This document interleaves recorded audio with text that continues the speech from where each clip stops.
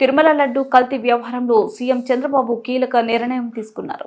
IG ఆపై స్థాయి అధికారులతో సీట్ ఏర్పాటు చేస్తామని ప్రకటించారు. నివేదికను బట్టి బాధ్యులను కఠినంగా శిక్షిస్తామన్నారు. వైసీపీ టీటీడీ బోర్డుని రాజకీయ పునరావాస కేంద్రంగా మార్చిందని విమర్శించారు. గత 5 ఏళ్ల పాటు పవిత్రమైన తిరుమలలో అపవిత్రమైన కార్యక్రమాలు చేశారని సీఎం చంద్రబాబు ఆరోపించారు. రాజకీయ పునరావాస కేంద్రంగా తిరుమలను మార్చారన్నారు.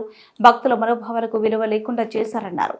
రాజకీయ ప్రయోజనాల కోసం తిరుమలని వాడుకున్నారన్నారు. స్వామివారంటే నమ్మకం లేని వారిని అక్కడ చైర్మన్లుగా పెట్టారని, టీటీడీ బోర్డు అనేది రాజకీయ పునరావాస కేంద్రంగా మార్చారని విమర్శించారు. తిరుమలను అన్ని విధాలుగా అపవిత్రం చేశారన్నారు. 5 ఏళ్లలో తిరుమల లడ్డు ఎలా ఉండేదో అందరికీ తెలుసని, 3 రోజుల్లో లడ్డు చెడిపోవటం, సువాసన లేకపోవడం, రంగు కూడా తేడాగా ఉండటం ఇవన్నీ అందరికీ తెలిసిందే అన్నారు.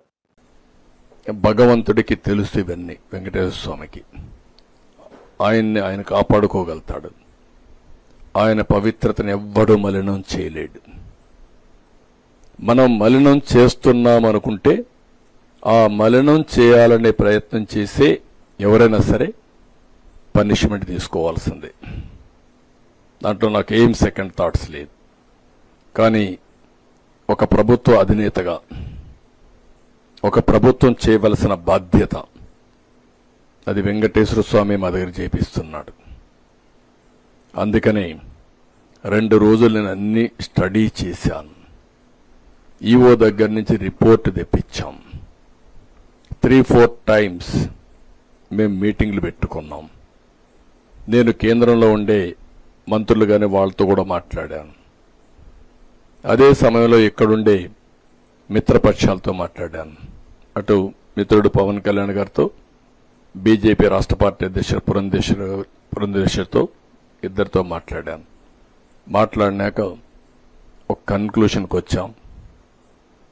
ఈ యొక్క టెంపుల్ యొక్క పవిత్రత కాపాడడం మా అందరి బాధ్యత. ఎలాంటి లోటు రానియమని దేవుని పైన నమ్మకం ఉండే ప్రతి ఒక్క భక్తులకి హామీ ఇస్తున్నాం. జరిగిన అపచారానికి, అపవిత్రతకి మేమందరం మీ విధంగానే బాధపడుతున్నాం, క్షోభ అనుభవిస్తున్నాం. కానీ ఎలాంటి చిన్న నిర్లక్ష్యం లేకుండా దీన్ని టోటల్గా ప్రక్షాళన చేసి మళ్లీ పవిత్రతను కాపాడి మళ్లీ ఆ దేవుడికి